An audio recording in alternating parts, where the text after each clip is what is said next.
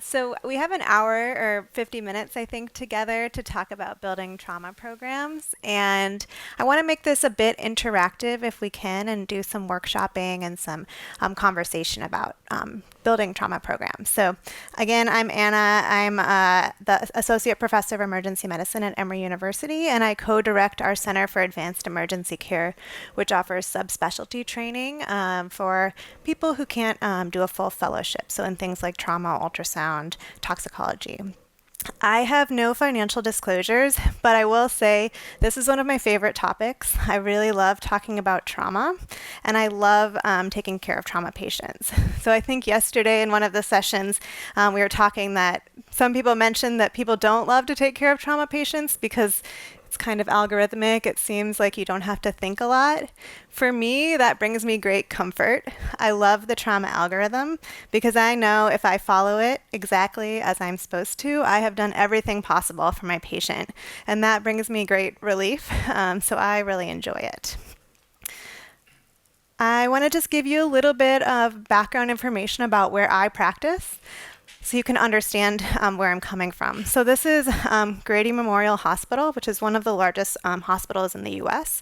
It is in urban Atlanta, which is in the south of our country. It's over 900 beds. We have about 200,000 annual emergency department visits, and we have 13,500 annual trauma activations. So these are high-level, high-mechanism trauma patients. This is one of our trauma bays. So we have a dedicated 15-bay trauma center, which usually has anywhere between 30 to 40 patients in it at any one time. So each bay, we have 7 uniform large bays that can be split to house 2 patients each. Every bay has its own ultrasound, its own patient monitors, its own OR lights. It can be turned into an OR or an OT.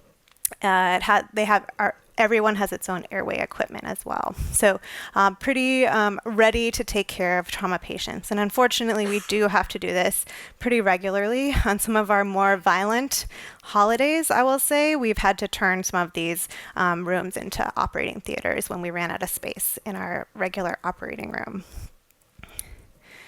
This is some of our activation criteria for our hospital. I know it's a little bit hard to read, but basically our highest level of activation are patients with vital sign derangements, patients with penetrating trauma to their torso, patients with advanced extremes of age, or patients with like very severe mechanisms. Our level 2s are kind of medium degrees of trauma, and those are mostly patients with some like physical exam findings that would suggest a high mechanism, a history of a high mechanism. And level 3s are mostly mechanism based. For our level 1 trauma, that gets an attending trauma consultant at the bedside, attending emergency consultant at the bedside, trauma surgery fellow, the rest of the trauma surgeons, emergency medicine residents, and emergency nurses at the bedside. So that's run all together. Our level 2 traumas have a trauma surgery fellow, but the emergency department attending or consultant is really in charge. And then level 3s are primarily taken care of by the emergency medicine team. To give you a little bit of an idea of some of our health metrics, unfortunately in the US, our health metrics are pretty poor, especially in the South where my hospital is. So the red star is Georgia, which is where the hospital is. And you can see in the South, we have highest rates in our country of heart disease, of stroke, and a lot of other health metrics. So this is kind of the sickest area of the country.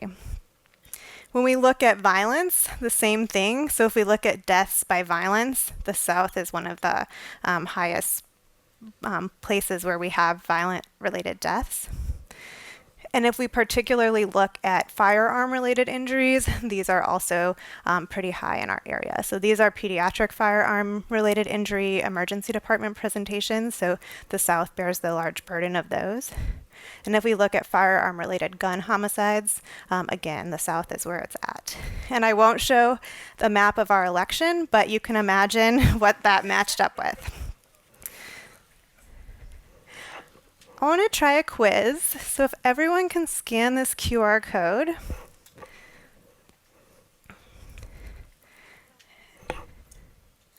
It's going to take...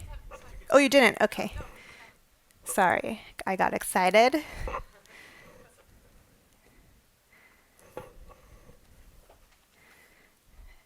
And we'll use the same QR code throughout the lecture, so hopefully the questions will kind of auto-populate.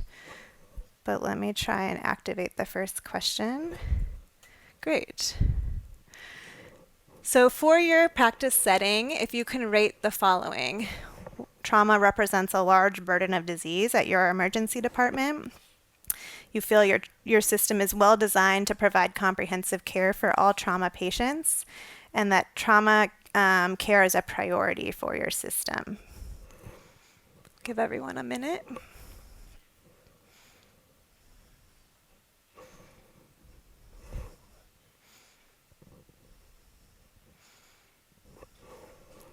So this is interesting. So it seems like maybe you're not seeing that much trauma, but you feel like your system is like pretty well designed to care for trauma patients that do come through, and that you have like a medium level of priority for the patients. As I've been talking with people the last few days, I've learned that there's been more and more violent related trauma here in Sweden, which is, I'm sorry to hear that. And hopefully we can work through some maybe ideas that I have from my experience that may help as you kind of navigate this new terrain. So we know that trauma is a leading cause of death worldwide, and we also know that having dedicated trauma programs and systems will improve patient survival and care outcomes. And this is primarily by reducing their time to resuscitation and then patient time to definitive care. The WHO has outlined what the guidelines are for essential trauma care and what the basic infrastructure, resources, personnel, and education that are needed.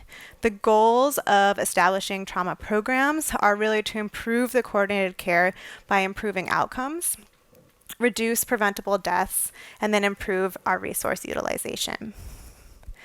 So today we're going to speak both about a trauma system and a trauma program. I think of a trauma system as something that's organized, multidisciplinary, and meant to manage injured patients from the pre-hospital setting to the acute setting to the post-acute or rehabilitation setting. So it's a timely care across that whole continuum. And the coordination across this continuum is really the key. The program is more institution-based, so that's the program that you're running in your institution in order to kind of manage your role in the system. So these systems typically have oversight from leadership and probably governance. So in the US, this is done through the American College of Surgeons, who accredits trauma centers. Then there's a participatory pre-hospital care system. So our EMS are integral into our trauma systems and work very closely with the trauma centers. And then there's engaged trauma centers and then rehabilitation facilities that are capable of managing downstream complications of patients who are experiencing trauma. And then one really important aspect is data collection and performance improvement. So this is through trauma registries or other things that can give us a better understanding of the epidemiology of trauma in our region, and then also how we can improve our own work. So both at our facility level, at our regional system level, and then at our national level. So to look a little bit about our National Trauma System Framework, we use levels 1 through 5 to indicate a facility that is capable of caring for a trauma patient. So on our map, the red is the level 1 facilities. So these are the highest levels of care. So these facilities offer comprehensive care, which includes subspecialty surgical services. So things like oral surgery, plastic surgery, subspecialty orthopedics like hand and spine. And those are available 24/7. And they also have research capabilities, so a very dedicated trauma registry and trauma research program and educational responsibilities. Level 2s have pretty high level of care, but maybe not as many subspecialty surgeons. So they'll have orthopedic surgery, neurosurgery, but maybe not the subspecialties within those. And they don't have as much of the research requirements. There is still data required to be collected in the trauma registry, but not as much like research institutionally. Level 3 may have a trauma surgeon or a general surgeon, but less of the other types of surgeons that you may want to encounter. And level 3s are more for stabilization only. So these will stabilize and then transfer to a higher level of care. And then level 4 and 5 are more very basic. Maybe they have a general surgeon, they have emergency medicine, and they're mostly about transferring your patients. So if we look at this map and where our level trauma centers are, we can see blue is the access to the trauma center within 1 hour, and red is our highest injury death rates. So we can see that if patients have access to a trauma center within an hour, they have improved survival. So the trauma system is working for these patients. So that's the one silver lining of my area. We have good access to trauma centers, so reduced injury death rate. Our trauma leadership and governance is usually by the central governing body. That's the American College of Surgeons for us, but includes representation from stakeholders, government, both local, our states, and then our national government, the healthcare systems, our healthcare providers, so trauma surgeons, emergency medicine, pre-hospital care, and then our other pre-hospital care providers. The really important need within this is policy development with all of these stakeholders who can then advocate for funding. The funding is where all of this makes this all be able to happen. So without data, without advocacy, then without the funding, then we can't run these programs. If we think specifically about the role of pre-hospital care, EMS protocols play a very large role in getting patients to definitive care. So EMS is using similar trauma triage guidelines to the example that I showed earlier, and that is translated pre-hospital to hospital. So EMS is letting us know what type of trauma patient they're experiencing so that we can be adequately prepared to have the right resources available. And these help facilitate our rapid transport to definitive care. And then the EMS is also integrating within the regional trauma network so that they know which hospitals have which capabilities so that they take a patient, if there's time, to the right place. Our performance improvement is basically through data, trauma registry driven to improve the outcome. So if you don't have a registry, I highly recommend having one. WHO has an example registry, and you can use that. It's free to use. WHO will then have your data if you care about that, but it is already made and has basic patient information that you might want to collect. So demographics, type of trauma, region and location where the trauma occurred so that you can make informed decisions. And then we also collect basic patient data like injury severity score, initial vital signs, type of trauma, what ultimate derangements they had so that we can have quality improvement and make sure that we're offering the right initiatives. I think that rehabilitation is something that we don't think about as much, especially as emergency providers.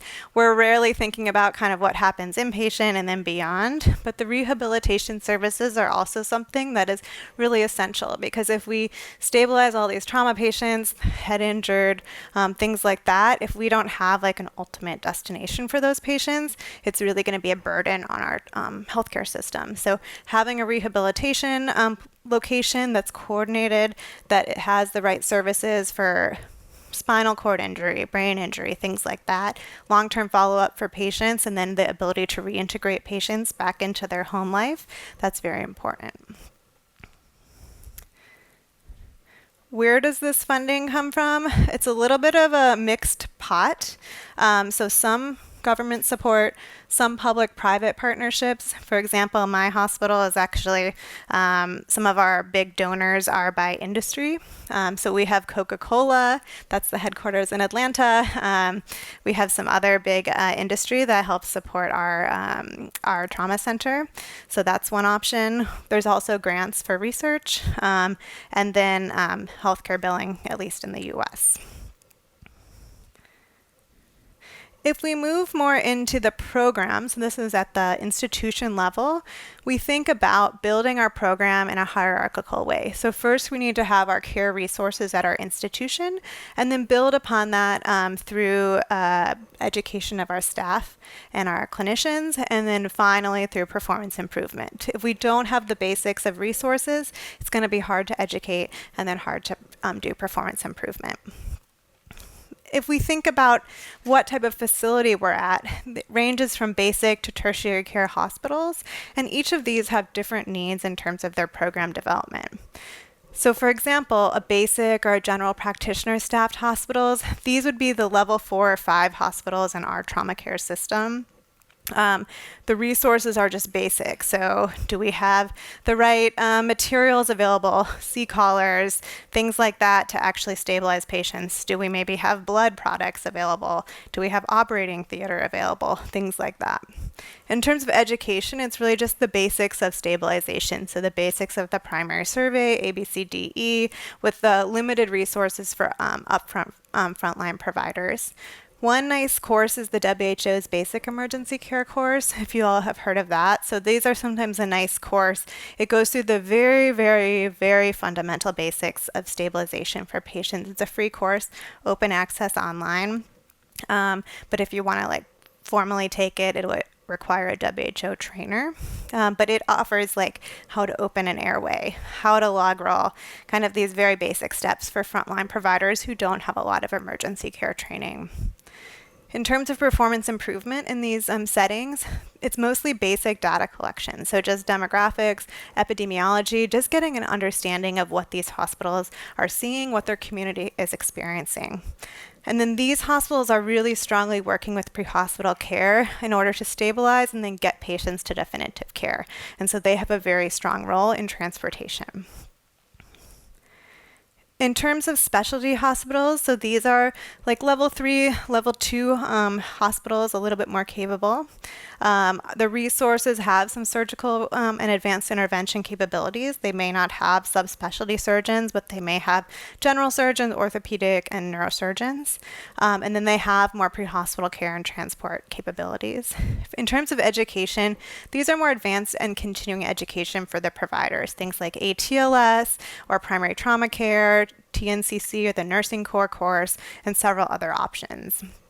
The trauma care performance improvement includes both data collection, so this could be a single site trauma registry with outcomes audits, evaluation and performance improvement for morbidity and mortality review, and then actual maybe documentation and publication based on the results.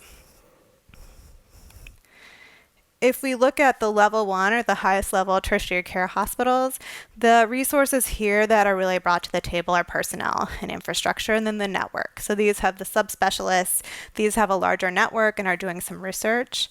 The education is more on teamwork and leadership. So trauma team training, we have a collaborative advanced trauma care, which is a teamwork and leadership course as well. And then the performance improvement is regional trauma referral system. So these facilities are working within their region to help triage, transfer, get the appropriate designations, and work to collect data and then network and advocate for systemic change.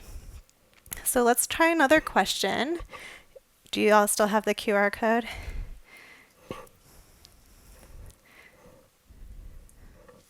So most of you are working at pretty highly capable centers. So you have all the subspecialties, you have all this, that's great. And then I've got a couple who are out in the outlying centers. Let's try one more, same QR code. So this is the approach to a trauma patient care that's used in your facility. So for those of you that in the highest level of trauma surgery is leading, what's the role of emergency medicine?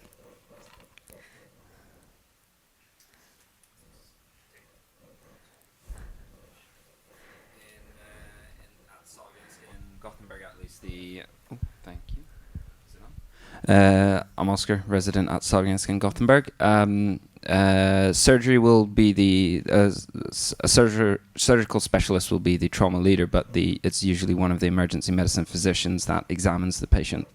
And if any interventions are needed, chest drain, etc., usually either the emergency medicine physician or someone else might place it. Okay, great. And airway? In Gothenburg, it's usually the anesthetist. Okay.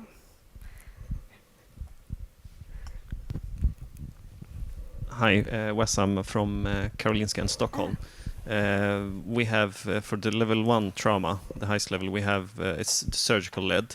But we made some changes recently, well, a few years ago now, that the cases that come through the trauma pathway, that includes strangulation and inhalation injuries. From the doctors from the emergency department will take charge of the trauma call. The surgeons were very happy to let go of it. But otherwise, it's the surgeons, the trauma surgeons, and as a reserve backup, trauma team leader is an orthopedic surgeon. But we trying to increase our involvement in the level 1 trauma also. And we also have for airways, it's always anesthesia, because there are many more of them than we are.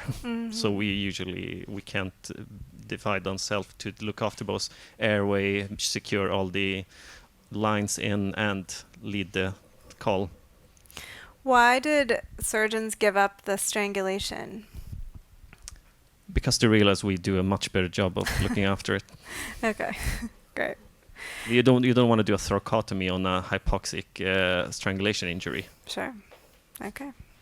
Anyone else with different experience or perspective? It's kind of the same for most. Okay. What about who was in like a level 4 or 5 facility? How does it work there? Hi, so I'm Martin from PTO, north of Sweden. Basically, it's me and an anesthesiologist. We don't have any surgery at any point during the day. That's in Sunderby Hospital, which is approximately 30 minutes away.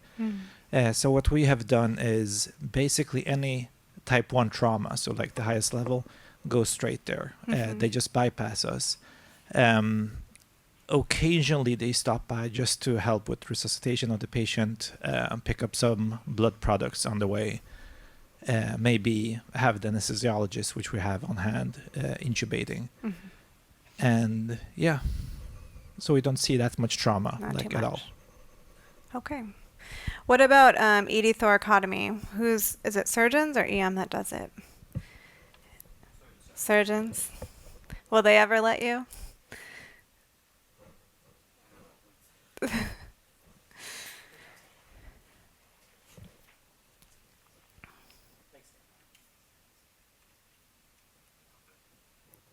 Yeah, so we have at nighttime there's only one surgeon, and their backup attending can be called in, and so if we have a thoracotomy at night, we're not formally supposed to be there, but some of us still go up there and end up assisting and doing a lot of the stuff that from the clamping of the aorta to the internal cardiac massage. Okay, good.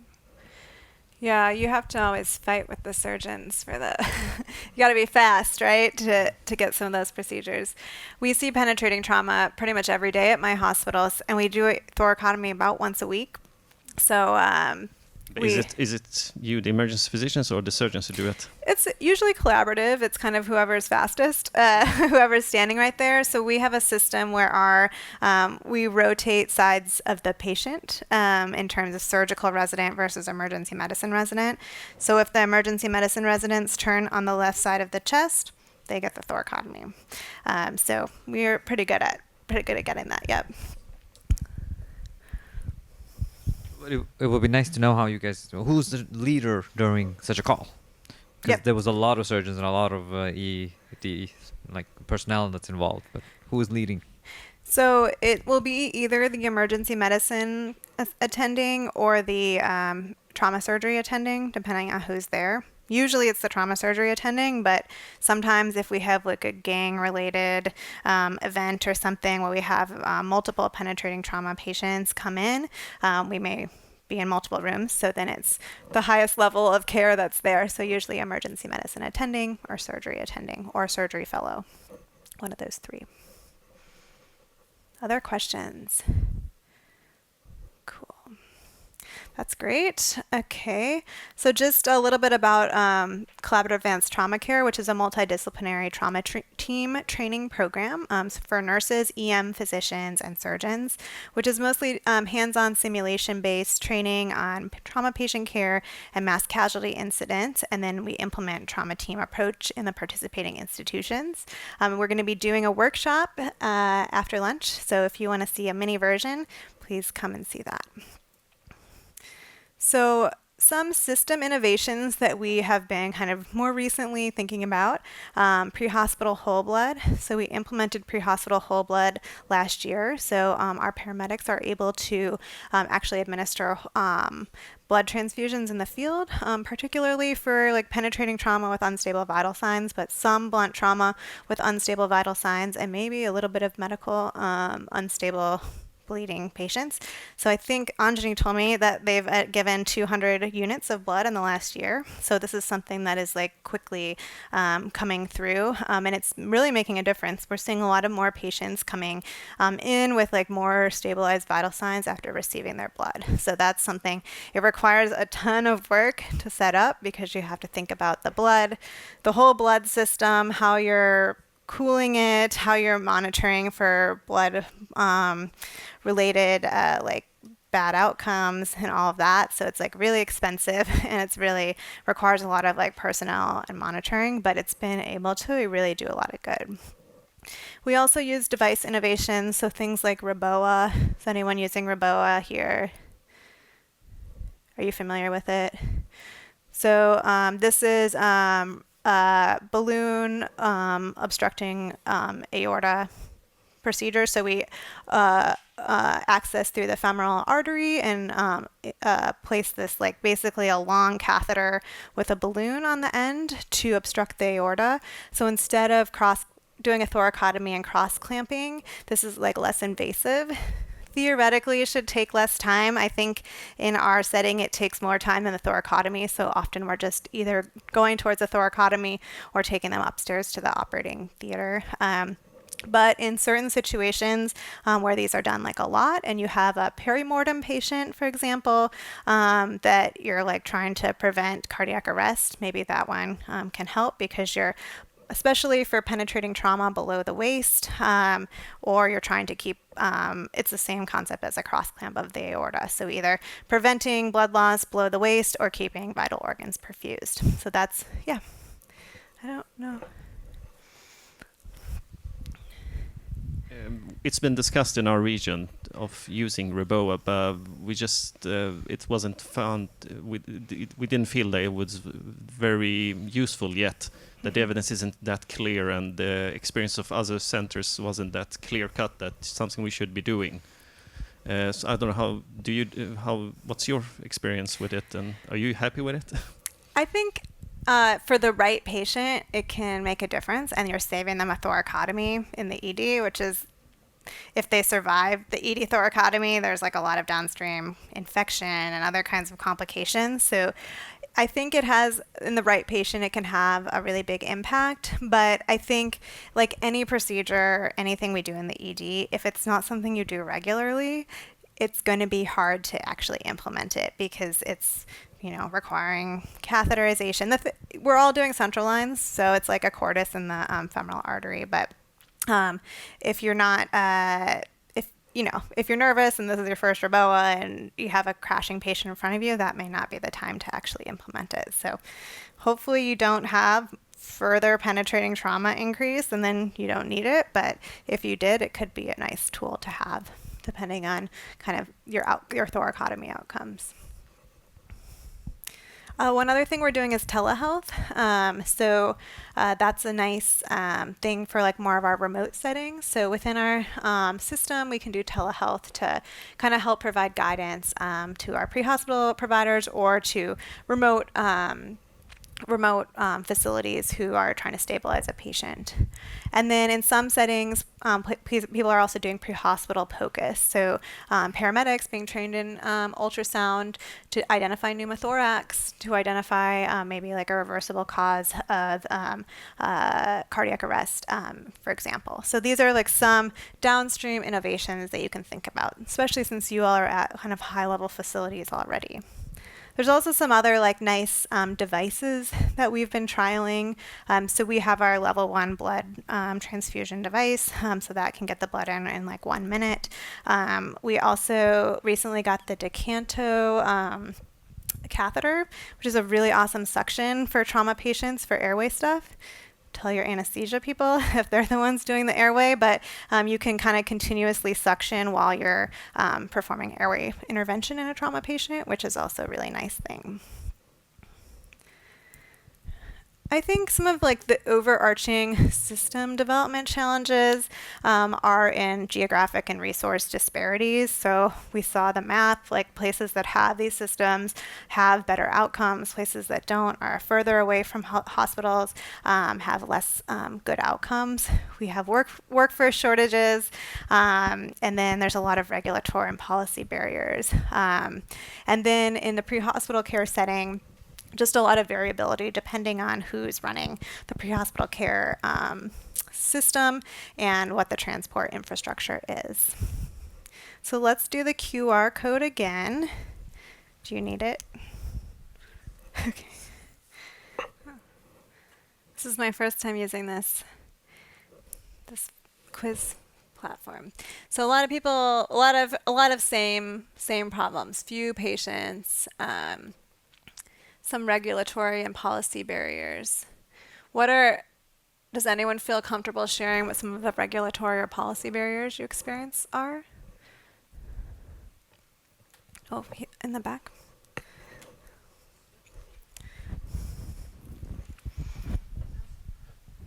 Radu, I'm a resident doctor in Eskilstuna Hospital.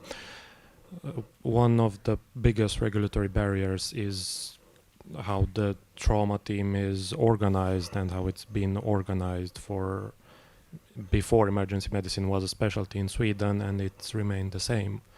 Emergency physicians don't have a clear role in the level 1 traumas in the hospital.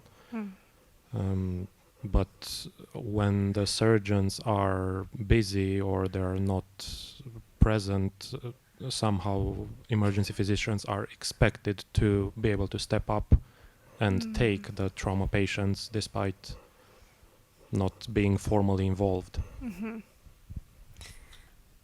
So you're expected to step up even though you haven't had the experience that they get to have with those patients.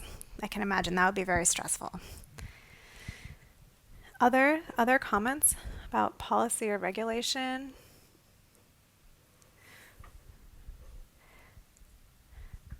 The few patients is a good thing. I mean, in some ways, right? You're lucky to not experience that degree of trauma patients, but I can understand how it's challenging because you want to maintain your proficiency and your skills and to be able to do that. What type of ways do you target the few patients? How do you train, even if you see only one trauma patient a week? Are you doing simulations or rotations in higher volume areas?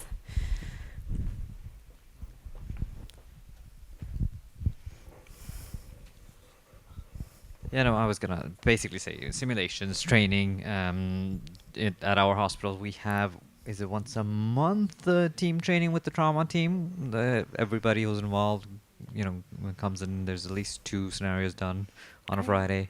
That's one way of dealing with it and be prepared for when something bigger happens. Great. All of y'all are welcome to come rotate at my hospital. We'll get you some experience as well. That's something that we've done in the past for people.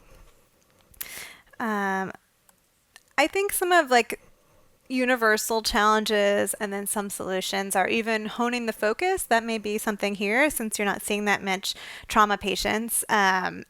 I've found in settings where it's hard to focus on trauma that selecting a champion or having a committee kind of helps people continue to think about trauma, even if it's a steady state and you're not seeing that many patients.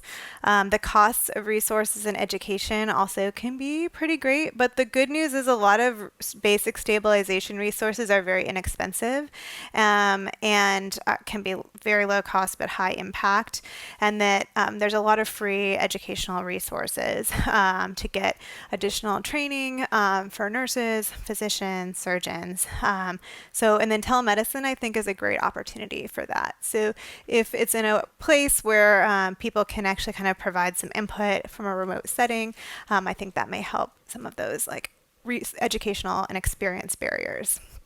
Having buy-in, I think, goes back to honing the focus to trauma. So championing and really collecting your data, like the data and through a trauma registry is really how you prove your need and your experience. And if you can prove, even if you're not experiencing that much trauma, if you're proving that you're having an increase in trauma, maybe that helps get your institution more focused. Maybe that helps with working with SWESEM or other professional societies to help champion the need for trauma education and for trauma focus on program development, and then collaborating.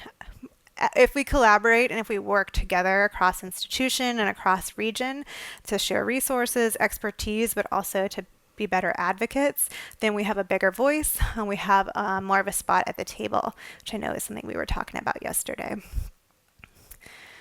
Some of our future directions, I think, are how do we expand our telemedicine? I think telemedicine has a really great role, especially in some of those areas that don't have the access to a trauma center within 30 minutes.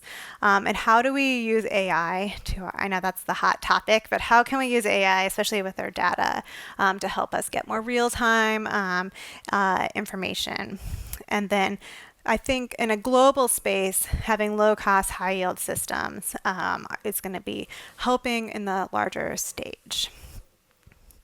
So I think we have like 10-15 minutes left. I wanted to do a bit of a roundtable discussion on some initial steps that can be taken to address some of your identified challenges. So let's not go out and create more trauma patients here, but maybe some ideas on how to focus on honing your skills despite your limited patient experience, and how best to do that. So maybe if you can discuss in your little areas for the next 5 minutes, and then we can come back together and share our discussion.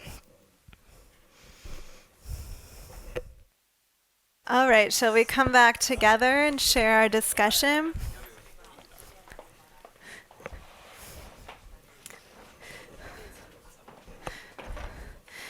So what did any first steps in this group that you came up with?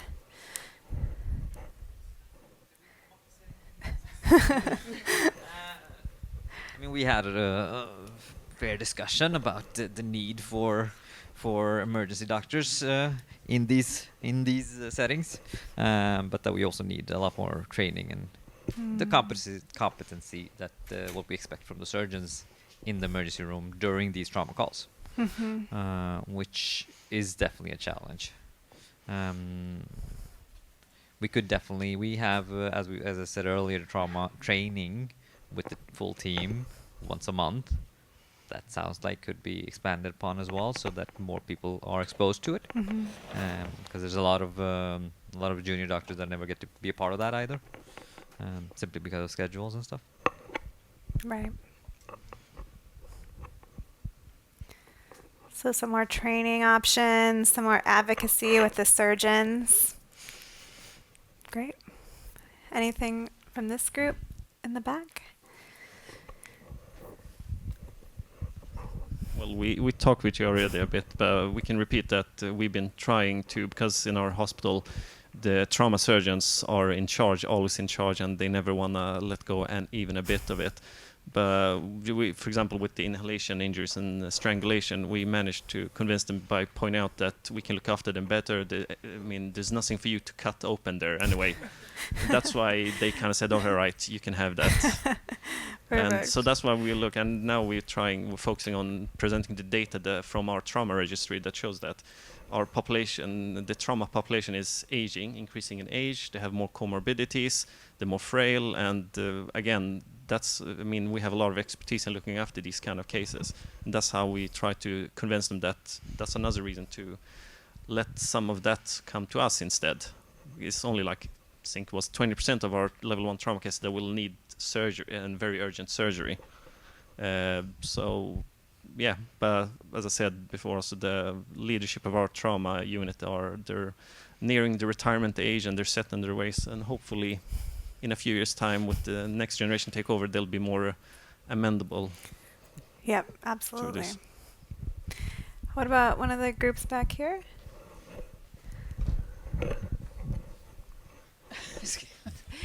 My name is Mia Hamburg. I'm working in Malmö, and we do have a fair bit of trauma there.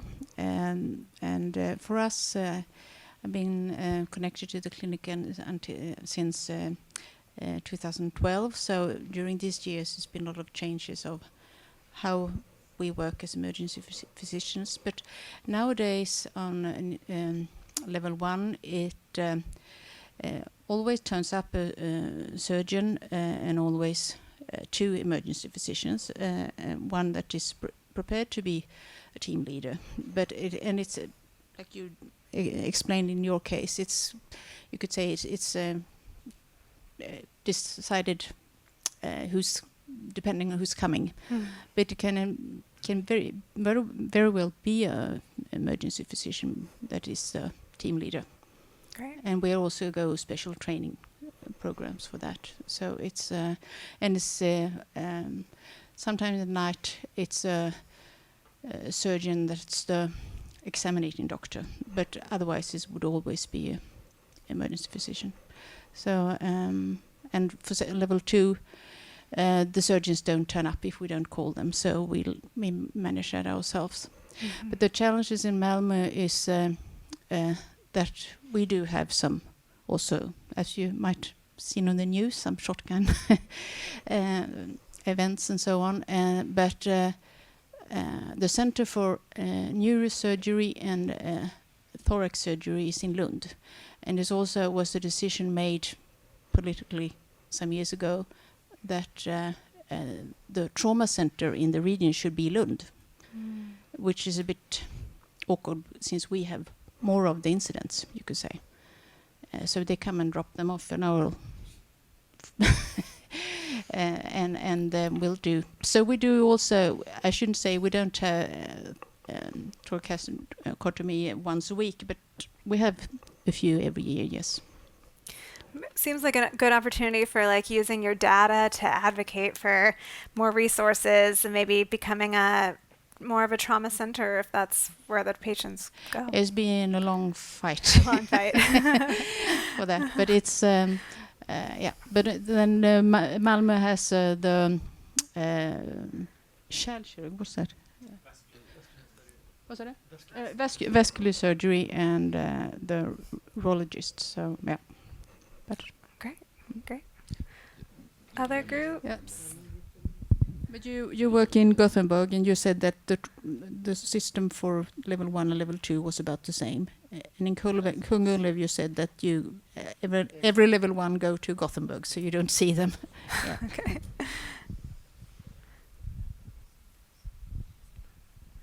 We talked about the resource, how the resources are prioritized, as when a trauma is announced, a lot of people just appear into the emergency room, and most of them don't know what it's about. They just got the pager, and it says trauma, and a lot of the time those people don't have anything to do with the actual trauma. The orthopedic surgeon gets called in even if it's nothing to do with orthopedics, or you know, it might be a very broken bone, and the general surgeon there just stands there Right. So I think if an emergency physician can be present and decide after seeing the patient, okay, we're probably going to need these 3 people and not these 6 people, it can save the hospital quite a bit of money and our colleagues quite a bit of time. Yeah, absolutely. That's a great point. Knowing who needs to be in the room and getting everybody else out, I think, is definitely a skill that should be honed by emergency medicine. Great. Who else? What other groups do we have?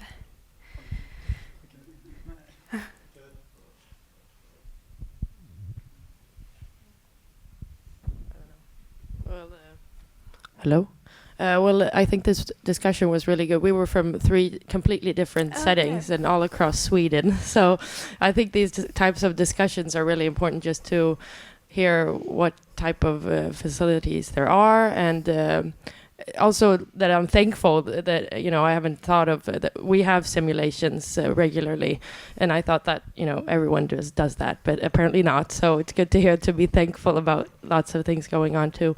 But then we also spoke about the need to probably travel to actually be a full-grown emergency physician at some time. But it's difficult because sometimes you travel and then you get there and then you don't get to see that much, or you have to go to South Africa, or it's quite far, and it's difficult that in some cases you have to set it all up by yourself, and if you're going abroad, that's a really big machine that you have to get going. So yeah, we just spoke about different ideas.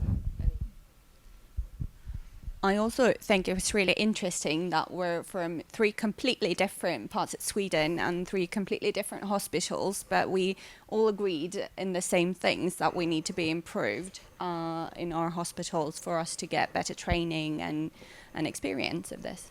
Yeah, absolutely.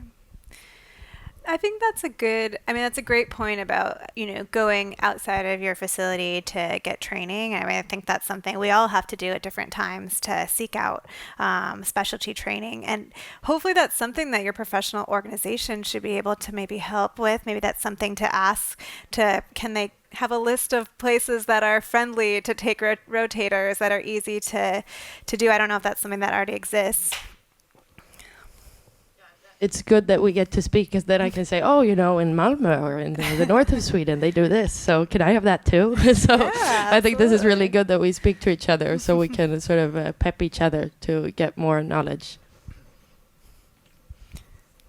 Anything from this group to add? Hi, my name is Ludwig. I'm a resident in Uppsala. I was thinking a little bit about how our specialty, that we should do some standardized procedures in the emergency room, but sometimes we don't get to do them, for instance putting in a chest tube. But then if I would go to work at another place in a small town, and then I might be the only one that actually could do it. So I think that we should really push our boundaries, that we should do these procedures and get the experience needed, because might be sometime when we're at a different place where we actually are expected to do it and not just stand by and watch it 10 times. Right, absolutely. So push our boundaries. It's important. Great. Well, thank you all for being so engaged and talking and kind of coming up with some of those solutions. I think we will wrap up, but want to put a plug if you want to get some trauma patient simulation work today. Anjani and I are putting on a workshop, 2 workshops in the afternoon. So please come to our workshop. We'll do some simulation practice there on trauma. But I think this has been a really great discussion. I think it definitely sounds like training and experience is something that to really focus on here. And definitely using each other, using your network across the country, across the region, internationally. You have colleagues who are happy to help if we can.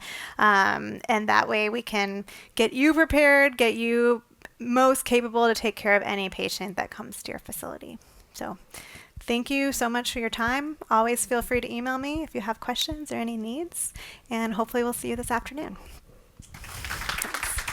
Thanks.